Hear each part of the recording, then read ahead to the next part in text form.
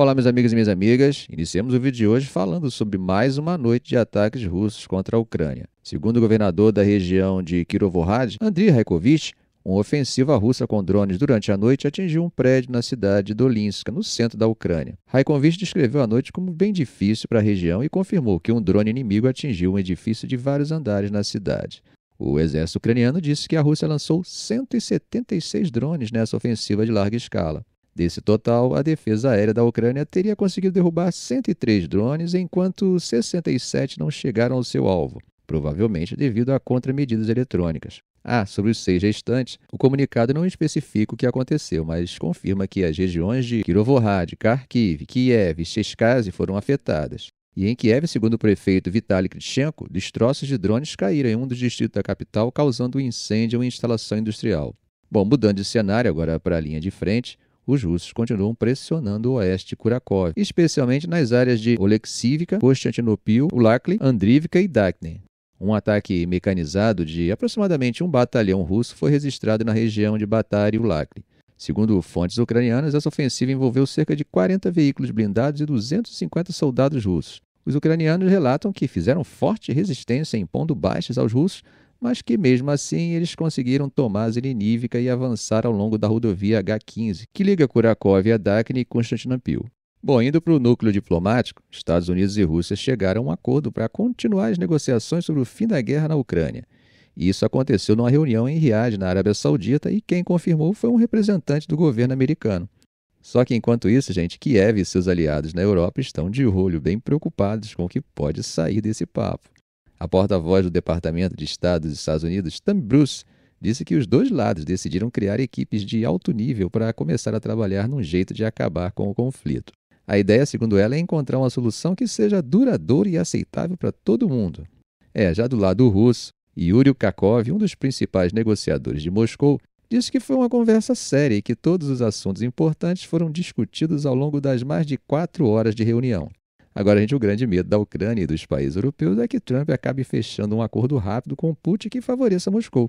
O receio é que isso acabe deixando Kiev numa situação vulnerável, sem garantias de segurança, enquanto a Rússia sai praticamente sem punição pela invasão. Isso sem falar no risco de Putin se sentir ainda mais livre para pressionar outros países no futuro. Enquanto essa reunião estava rolando, Moscou já deixava claro que vai endurecer as exigências. A porta-voz do Ministério das Relações Exteriores russo, Maria Zakharova, disse que não basta a OTAN desistir de colocar a Ucrânia como membro. Segundo ela, a aliança precisa cancelar oficialmente aquela promessa feita lá em 2008 na cúpula de Bucareste de que Kiev entraria na OTAN no futuro.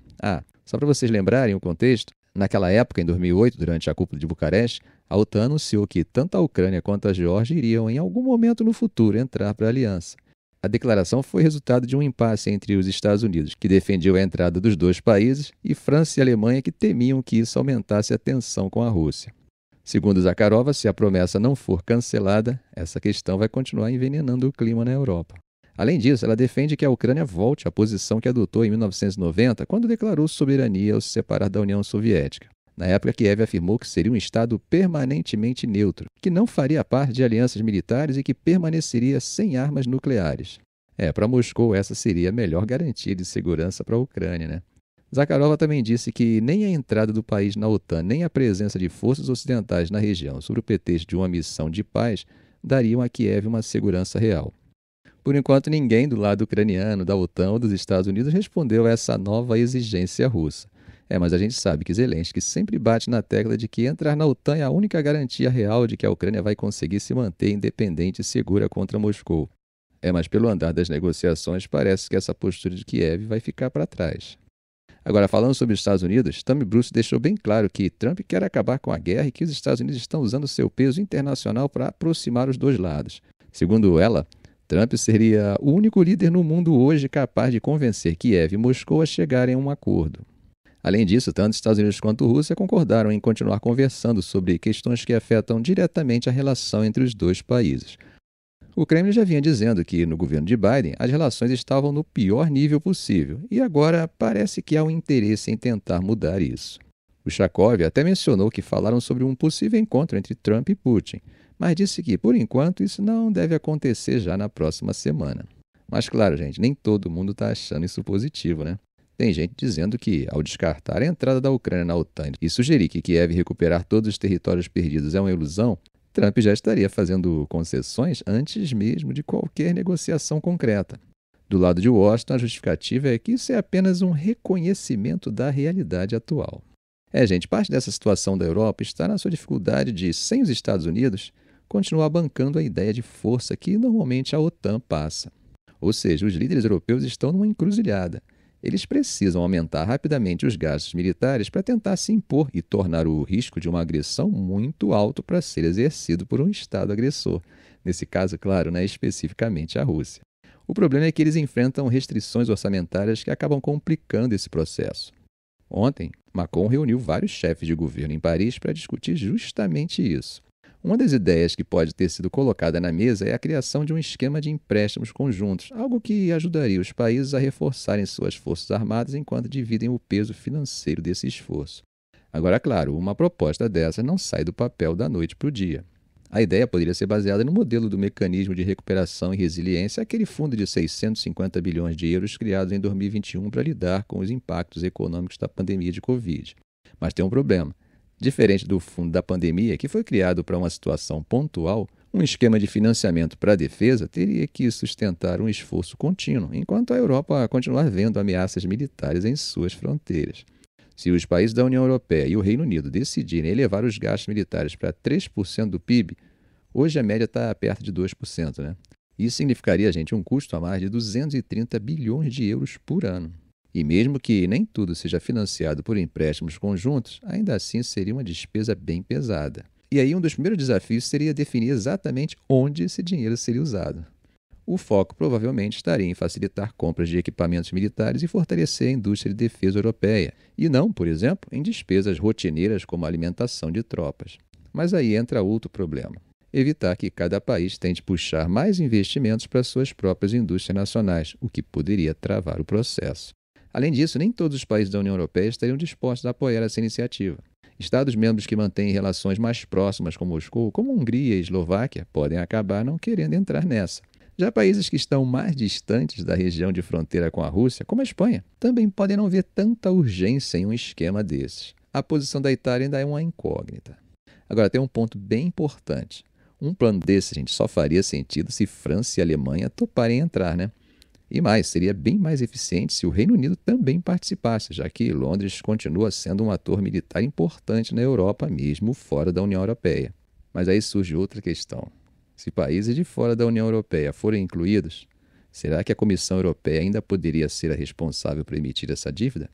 A Europa sabe que precisa se preparar melhor militarmente, mas o desafio agora é encontrar uma forma de pagar essa conta sem desorganizar as finanças do bloco. Bom, mudando de assunto e atravessando o Mediterrâneo, Israel e Hamas vão começar uma nova rodada de negociações indiretas para avançar na segunda fase do acordo de cessar-fogo em Gaza. O grupo palestino anunciou que, nessa semana, vai entregar mais reféns, incluindo os corpos. Segundo o Khalil al-Aya, um dos líderes do Hamas em Gaza, os corpos de 4 reféns serão entregues na quinta-feira. Depois disso, no sábado, mais 6 reféns vivos devem ser libertados. O gabinete de Netanyahu confirmou esse acordo, mas evitou divulgar os nomes das pessoas envolvidas. Um funcionário israelense disse que os reféns falecidos só terão suas identidades confirmadas depois que forem levados a Israel para identificação. Essas novas negociações estavam previstas para começar no dia 4 de fevereiro, mas houve atrasos. Catar, que junto com o Egito e os Estados Unidos estão mediando os diálogos, disse que o processo ainda não começou oficialmente, mas deve avançar nessa semana. O ministro das Relações Exteriores de Israel, Gideon Saar, reforçou que as negociações vão acontecer e que há expectativa de progresso. Para quem não sabe, esse acordo faz parte de um cessar-fogo de 3 fases, iniciado em 19 de janeiro, com o objetivo de encerrar a guerra em Gaza. Só que a segunda fase das negociações deve ser bem mais complicada.